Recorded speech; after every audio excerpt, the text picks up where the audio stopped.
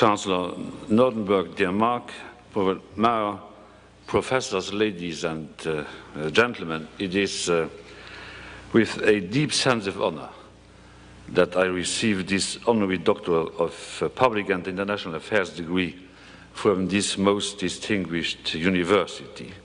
Be assured of my heartfelt appreciation, and thank you, Mr. Chancellor, for your warm words. I had the impression to attend my funeral. And as a Prime Minister, you have to designate the one who, if the event I'm speaking of is to happen, will take the floor. I have found the one I needed. Visiting today your university is first and foremost visiting old friends. It is now nearly 10 years ago that, together with Luc Frieden, my Minister of Justice, I first came to this prestigious institution. Back then, the European Union Centre stood only at its beginning, but was already full of promise.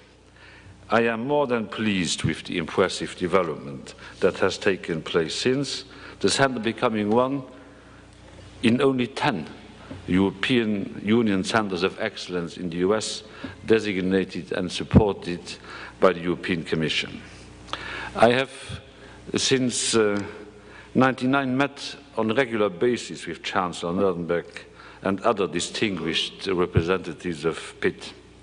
It was my privilege to both observe and support the development of an intense and fruitful collaboration between the University of Pittsburgh and Luxembourg. My sympathy for this university is, however, not only linked to its academic excellence. It has also to do with the city that has given it its name. I have grown up in Luxembourg in the shadows of blast furnaces, at a time when the steel industry was at its peak. The steel mills did not only dominate the landscape, they also set the rhythm of life for the people in the south of Luxembourg. To this day, the honest and hard physical work of proud people like my father serves as a role model to me. As a young adult, it was no longer the might of the blast furnaces, but to the contrary, the fragility that marked my life and the lives of so many people in Luxembourg. In quite a few places in the world, be it in Europe or in the United States, I would probably have to go into more detail to make the audience fully appreciate the devastating effects of the steel crisis of the 70s and the 80s on a country like Luxembourg, of which it was once said that it was a gift of steel like Egypt was a gift of the Nile. In Pittsburgh, in Steel City, I know that I am being understood even without elaborating further. Both Pittsburgh and Luxembourg have gone through the same pains. Both have also succeeded in emerging from the crisis stronger than they have ever been.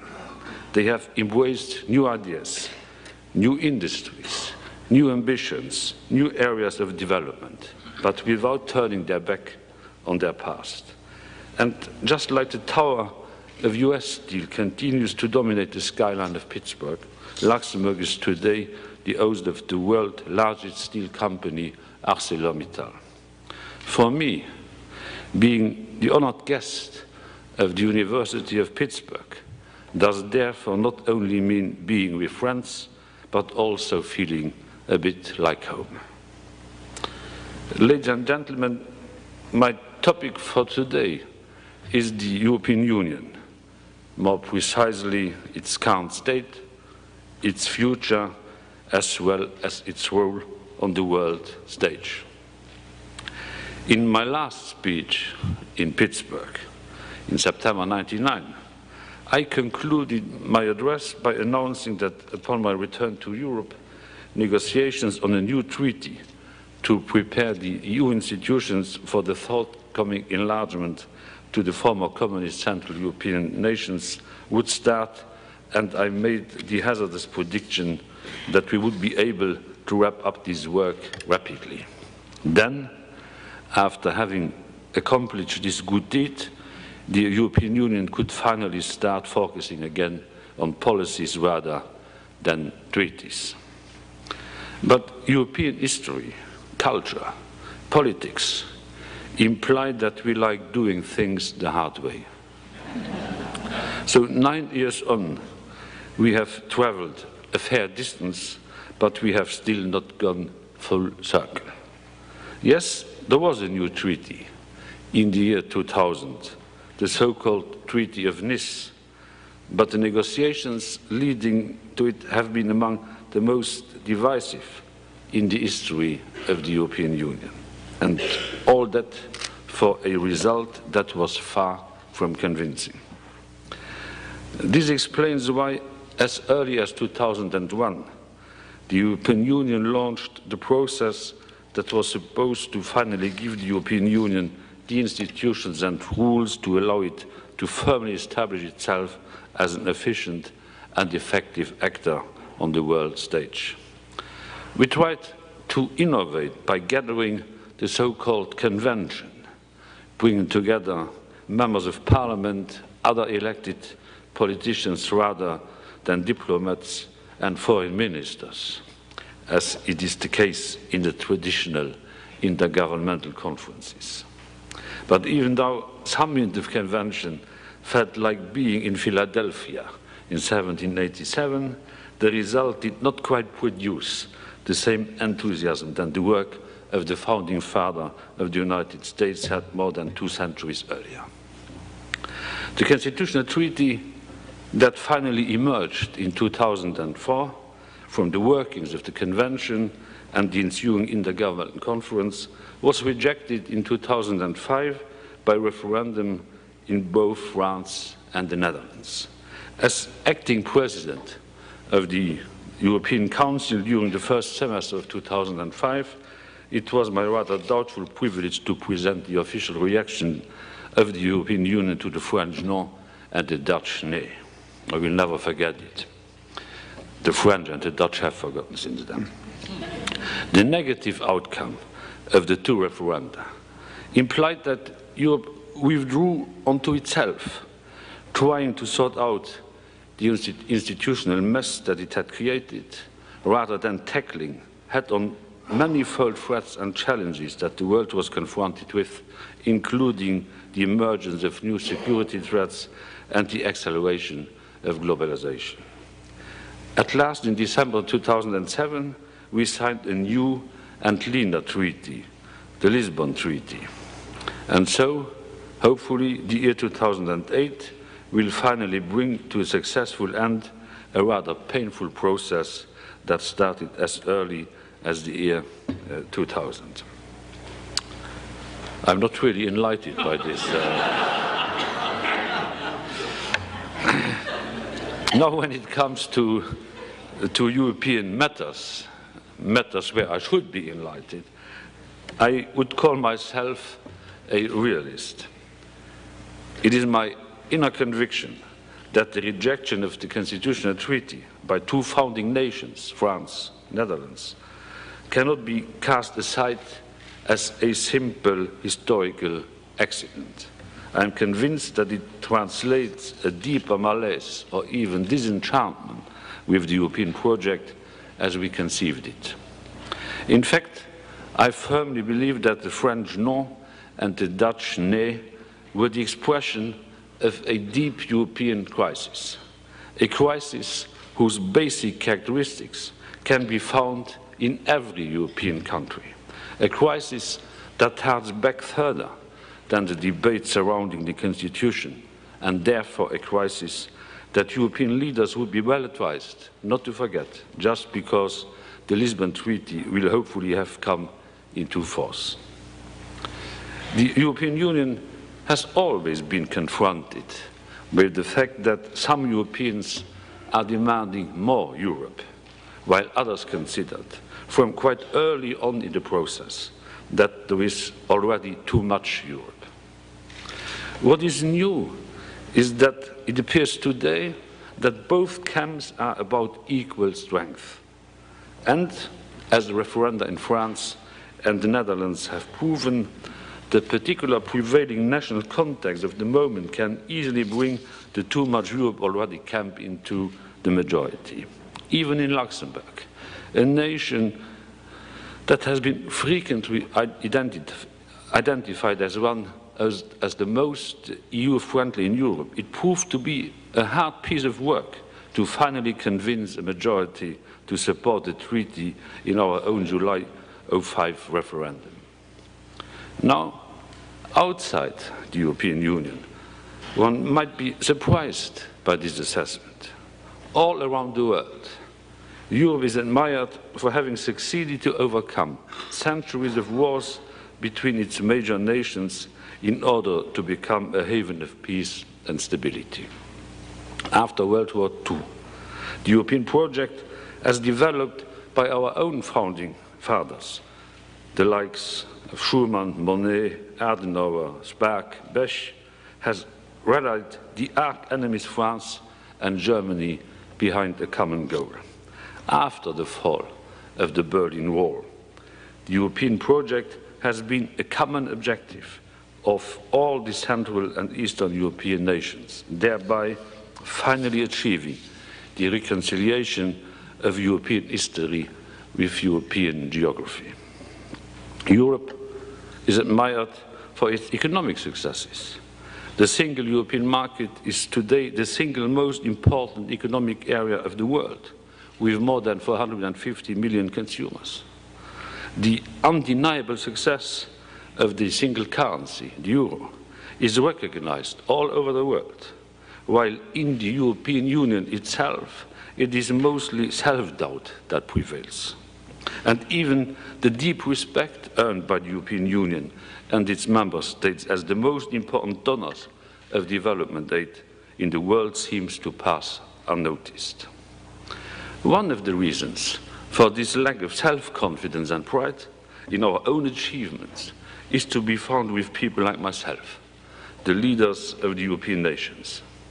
The European Union is supposed to be a tool to advance the common good in Europe, but in political debates, it is mostly us and them. If a European decision is popular, governments, prime ministers, ministers will claim them for themselves. If it proves unpopular, it will all be the fault of Brussels. You may find this hard to believe, but mentioning Brussels in Europe is even more unpopular than mentioning Washington in the US. When a compromise is found on a contentious topic, one could hope that it would be greeted with at least some enthusiasm. But no, rather than congratulating ourselves on reaching agreement, we have developed an acquired taste for self-destruction by trying to pick the winners and the losers of every agreement, thus planting the seeds of future disagreements. So, during 6 days of the week, the leaders of European nations are quite happy to declare that the European bride is neither smart nor good-looking, bears only costs and brings no advantage. And on Sunday, they try to convince their voters to propose to this very same bride. Maybe we shouldn't be surprised if they prefer to abstain from time to time. We should therefore be prepared to do the lesson from the fiasco of the Constitutional Treaty. The lesson is that the European project flourishes if we accentuate our semblances and deride our differences, and that it flounders if we accentuate our differences and deride our semblances. Ladies and gentlemen, for all its complex inner workings over the past decade, it is obviously not the case that the European Union has been completely absent from the international debate. But it is time for Europe to return to center stage and focus no longer on how to do, but on what to do. With the Lisbon Treaty, the European Union gives itself better tools to push its agenda and to realize its ambition on the international scheme.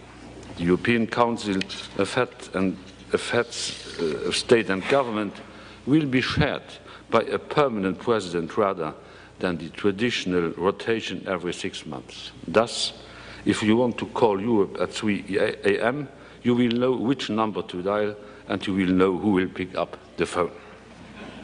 The European Union will finally have its foreign minister, who in true EU fashion is not allowed to bear that easily understandable title, but has to go under the one of High Representative of Foreign Affairs. The new High Representative will combine the jobs of the current High Representative for Common Foreign and Security Policy and the Commissioner for External Relations. He or she will thereby not only gain access to the budgetary means of the European Commission, but also be able to develop a fully fledged diplomatic service at the European level. The European Union will continue to take a leading role in the debate on climate change.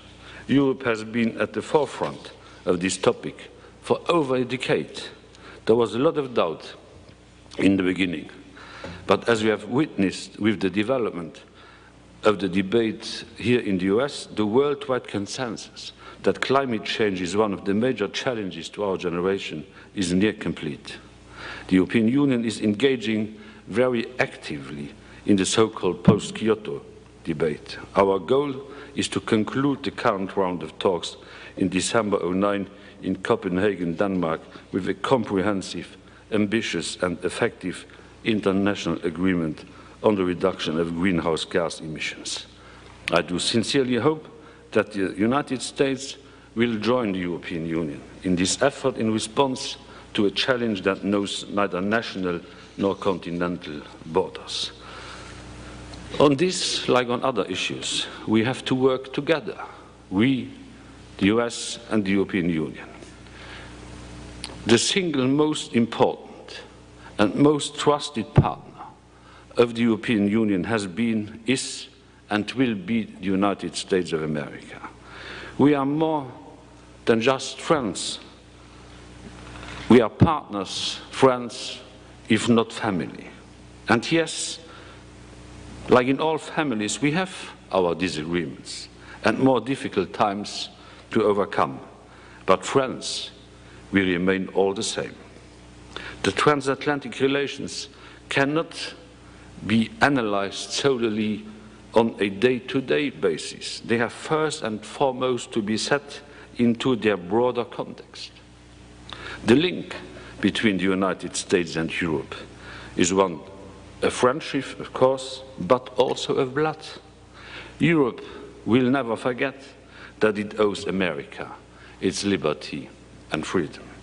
Coming from a small country, of which large parts were the theater of the Battle of the Bulge, you can trust me that these are not empty words. Beyond these very emotional links, our diplomatic and political relations remain the bedrock of the international community, while our trade relations dominate the world economy. In short, be it in political, security or economic terms, the transatlantic relationship is irreplaceable. The fact that President Bush chose Brussels as the destination for his first international visit after the inauguration of his second term is in this respect highly revealing. He was, in February 2005, the very first American president to visit not individual European countries, but the institutions of the European Union as such. For having chaired the meeting between President Bush and the heads of state and government of the then 25 member states, I can assure you that it became, as so often in our history, very clear to all participants that if Americans and Europeans stand together, they are an irresistible force that even in an increasingly multipolar world still makes a difference. So yes, we did go through a difficult moment in our relationship with the debate about the Iraq war. But the basic reasons for our friendship remain fully intact. I am therefore quite optimistic that no matter who will be the next president, and as it seems, Pennsylvania is prepared to offer us quite a showdown in this respect in a bit over a week's time, the transatlantic relationship will remain a cornerstone of both the American and the European foreign policies. So thank you, ladies and gentlemen, for your kind attention. Thank you once more for the honor I'm giving today. It fills me with pride. Thank you.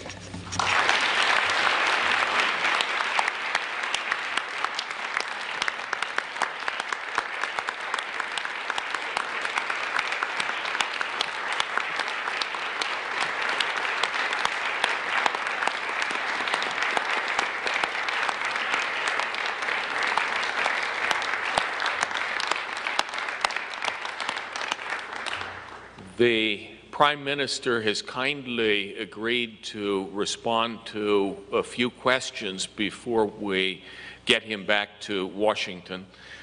Presiding at this portion of the program will be Professor Alberta Subraja, the Director of our European Union Center of Excellence. Good afternoon. After such a wonderful speech, I'm sure that we have plenty of questions. Let me just ask each questioner to identify themselves. If they're a student, to please indicate whether they're a graduate student or an undergraduate student and at which university they're enrolled, just so that the Prime Minister gets an idea of to whom he is speaking. All right, we're ready for the first question. Thank you very much. My name's Heather McKibben. I'm a PhD student at the University of Pittsburgh. I know that you have participated in negotiations in both the European Council as Prime Minister, as well as in the Council of Ministers. Could you talk a little bit about how the interactions and negotiations you have experienced in these two different institutions differ? The work we are delivering in this so-called specialized council formation is by far more serious than the one which is delivered at the level of the European Council. For me, this is not a real problem. As a finance minister, I'm participating in the proceedings of the so-called ECOFIN Council, and then I have to change the room in order to discover my fellow colleagues, Prime Minister. They don't have the same knowledge on the legislative details than ministers are supposed to have and normally do have. So it's more atmospheric. The European Council, the Prime Ministers, they are not proceeding to a legislative work. They are discussing issues. They are trying to give some impetus to the initiatives taken by the Commission or themselves. In order to give a short answer to a short question, ministers are more serious than Prime Minister. That's the reason why I stayed as a finance minister too. Mr. Prime Minister, could we quote that in some of our publications? If you would indicate that I didn't point with my finger at any identifiable European government, You've just helped quite a few dissertations. Thank you. Next question. Good afternoon. My name is Cole Harvey. I'm an undergraduate here at Pitt. The Financial Times reported in February that the Council of Ministers had issued a statement supporting eventual EU membership for both Kosovo and Serbia. How do you envision that process unfolding, given Serbia's very strong opposition to an independent Kosovo? I don't think that Kosovo can be presented as a hurdle or an obstacle to an invitation to be given to Serbia to join the European Union. I know that we have in all our countries a more than pronounced enlargement fatigue, and that our public opinions are not really willing to support further enlargements. But you have to know that the situation in the Western Balkans is a very complicated, dramatic and tragic one. If we don't offer to these countries, to Croatia, to Serbia, to Bosnia and Herzegovina, to Macedonia, to others, Montenegro, a European perspective, where will we invest these countries? We had a European war 10 years ago in Kosovo, the first European war we had since World War II. And these demons, they have not been drifted away. They are still there. They are sleeping. So these countries do need a European perspective. And the fact that Serbia, for to some extent understandable historical reason, was not able to recognize the new state Kosovo is not an obstacle to an invitation to be given to Serbia, because other member states of the European Union, Spain, Greece, Malta, Cyprus, Bulgaria, Romania, didn't recognize Kosovo. So this is a problem, but not an obstacle. Thank you. Thank you. Next question. I am Nivi Prabhakaran. I'm an undergraduate student at the University of Pittsburgh. Last week in the Financial Times, you were quoted in an article about the EU finance ministers calling on governments and unions to not bargain for an inflationary wage rate. Do you see people heeding this call given the ECB's recent unpopularity? And if there is such a great concern about the inflation, do you see the European Central Bank increasing the interest rate if inflation keeps increasing despite the slowing growth? I don't like the enthusiasm with what you are reading the Financial Times. There are other newspapers in Europe, even written in Shakespeare's language, which have at least the same amount of deep knowledge on European affairs than the more oriented views coming from the other side of the channel. But I have to accept that the reputation of the Financial Times in the US is exactly the same than the one of the Wall Street Journal in Europe. And my information on the US, I'm not picking them up in the Wall Street Journal, but if the ambassador would not be there, I would say in the reports of our embassy, but that's not true, and so I don't want to insist on that point. What I said the other Saturday, I think, or Friday in Slovenia during the informal ECOFIN Eurogroup meeting was that the European Central Bank is not the only institution which is in charge of fighting against inflation and is in charge of price stability. The European Central Bank has as a main objective, provided by the Maastricht Treaty, to maintain price stability and has to deliver that job in full independence as regards possible influences of governments and other political bodies. We have reached a level of inflation, a rate of inflation of 3.5. That's the highest figure we have reached in the last 16 years. Less high than the inflation rate in the US, but too high to European standards. We have to bring this inflation down, because inflation is the enemy of those who are members of the low-income categories. It's the enemy of those who are poor. If you are rich, if you are a millionaire, if you are a billionaire, you don't have a problem if the price of tomatoes is increasing. But those earning 200, 300, 400 euros or dollars, they have a problem. Inflation is hitting them in a totally different manner than inflation is hitting those who don't have revenue or income problems. The European unions have to understand that nevertheless wage moderation is of paramount importance, because if wage increases are not developing in line with productivity progress, these exaggerated wage increases are adding to the inflationary problem we do have, and are adding as a final result to the difficulties of life of those who have less chances than those who have all chances. That's the reason why I was saying that the fight against inflation is part of social policy, and that all of us we should be aware that this is a serious matter. Governments, central bankers and unions. Okay, thank you. Next question. Good afternoon, sir. My name is Kate Floros. I am a PhD candidate in the Department of Political Science here at the University of Pittsburgh, and my question is not based on a Financial Times article. The EU is an institution with both large and small states. As the leader of a small state, can you discuss the pros and cons of leadership being shared equally among such diverse countries?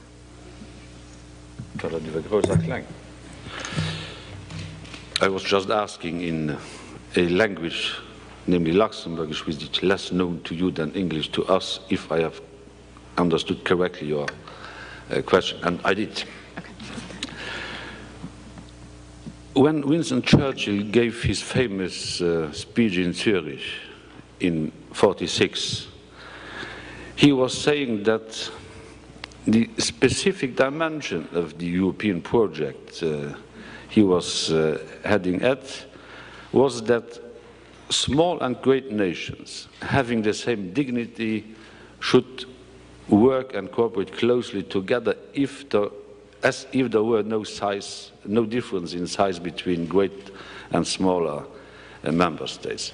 The smaller nations in Europe applauded immediately because they understood perfectly well that this was the last time that this was said by a British Prime Minister. The greater said, yes, okay, we agree, because this is the continental genius of the Europeans, to accept that there is a difference in size, but there is no difference in dignity. I myself, I must say, that I never thought that smaller member states of the European Union should behave as if they were the greatest powers of the world. And I strongly believe that the greater member states of the European Union should not behave as if they were amongst the greatest nations of the world. And anyway, I do consider that we don't have great countries and great states in Europe. Not a single European nation can develop a stand-alone policy, not a single nation.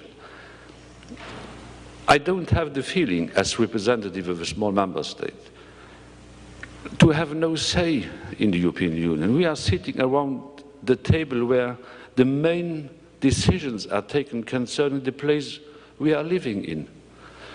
We were experiencing, as a small country, centuries and decades where others decided what our fate, our thought, our future should be, and where nobody asked our advice. Now we are sitting there where European things are brought together and are decided collectively. And the fact that a European state is belonging to the European Union gives this European state a profile and an international dimension this state would never have without the membership of the European Union. I was discussing yesterday night 80 minutes with the President of the US. Do you really think if Luxembourg were not a member of the European Union that he would listen 80 minutes to the Prime Minister of a country of 400,000 people? He would never do so. Do you think he would listen to Britain in the way he has to listen to Britain? If Britain had decided to stand away from the European Union, do you really think he would listen to Belgium, to the Netherlands, to Spain, to Austria in the way he has to listen to these countries if these countries were not members of the European Union? So I don't think that this is a real dividing line in the European Union. It's about equal dignity. And equal dignity provides you with equal influence, at least in principle. Thank you, sir. Can we quote that in our dissertations Yes. as well? Thank you. Next question, please. Mr. Prime Minister, thank you for coming today. My name is Ken Lynch. I'm an undergraduate here at Pitt. Last week at the NATO summit, Croatia and Albania were extended an offer of membership, and despite President Bush's support, Georgia and Ukraine were not extended the same offer. Do you view this enlargement of NATO as a positive thing for Luxembourg and Europe? And if so, how do you answer the claims that it unnecessarily antagonizes and isolates Russia from the European Atlantic community? I think that the different enlargement waves we went through since 1997, as far as the Northern Atlantic Alliance is concerned, are in the best interest of the existing members of NATO and of the states which were invited so far. We have expanded the NATO solidarity and stability sphere to former so-called satellite states of the Soviet Union. Poland, Czech Republic, Hungary, Slovenia, Bulgaria, Romania, the Baltic states. This is an impressive step contemporary history has taken, and I'm very proud for having been a partner in this process. Just imagine that 4 years ago we had a NATO summit in Prague, Czech Republic. Prague and Czech Republic having been invaded 30 years before by the troops of the Soviet Union and by some so-called satellite troops. We have had 2 years ago a summit, a NATO summit in Riga, Latvia, a Baltic state, a former part, forcibly integrated in the Soviet Union. We were meeting in the middle of the Soviet Union as Western alliance. And never are we proud of these achievements, never. We are behaving as if the Soviet Union would still exist and if the Soviet Union had been the real winner of the Cold War, but it was us. In 1947, when Churchill delivered a speech in Den Haag, Netherlands, when the Council of Europe was created, and when the Soviet Union prevented Romania, Bulgaria, Poland, others from joining this club of democracy and prevented these countries from drawing some benefit from the Marshall Plan, which is the real explanation for the European successes after the Second World War. Churchill was saying, the same Churchill than the one who discovered smaller nations in Zurich 1 year before, he was saying, we are beginning today in the West what will bring to a good end one day in the East. We are there. Churchill has won, not Stalin. And so I'm a strong believer in the strength of the Northern Alliance. I do think that we really need this strong alliance between Canada, the US, and an enlarged Europe. I do think that it was a wise decision to invite Albania and Croatia. It would have been fine for us if Macedonia, I should call Arimo of Iran, which is ridiculous, Macedonia, would have been invited, but you are aware of the name issue between Greece and the country. I shouldn't tell Macedonia. Georgia and Ukraine are not really ready.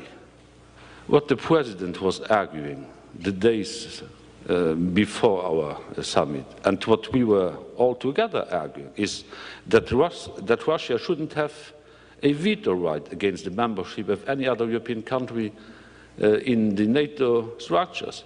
And we made it perfectly clear to the Russians, I will have a meeting later on this month with President Putin and his successor, that they hadn't a veto. And we were making it perfectly clear that Ukraine and Georgia are on their road and on track as far as NATO membership is concerned, but they are not offered a timetable in the very same way this timetable was offered to Croatia or to Albania. It's in the interest of all of us to enlarge NATO with the needed amount of intelligence and wisdom. I'm very sorry to disappoint the other students in line, but the Prime Minister must leave. I've already overrun my writ. I just do want to say that the only consolation I have is that he has promised to consider perhaps at some point coming back to the University of Pittsburgh and doing a bit of teaching. So I'd like to thank him for his very, very interesting and very revealing remarks on behalf of the students and the faculty. If some of those who were asking had not mentioned too many times the Financial Times, time would have been there to take the other question. Thank you.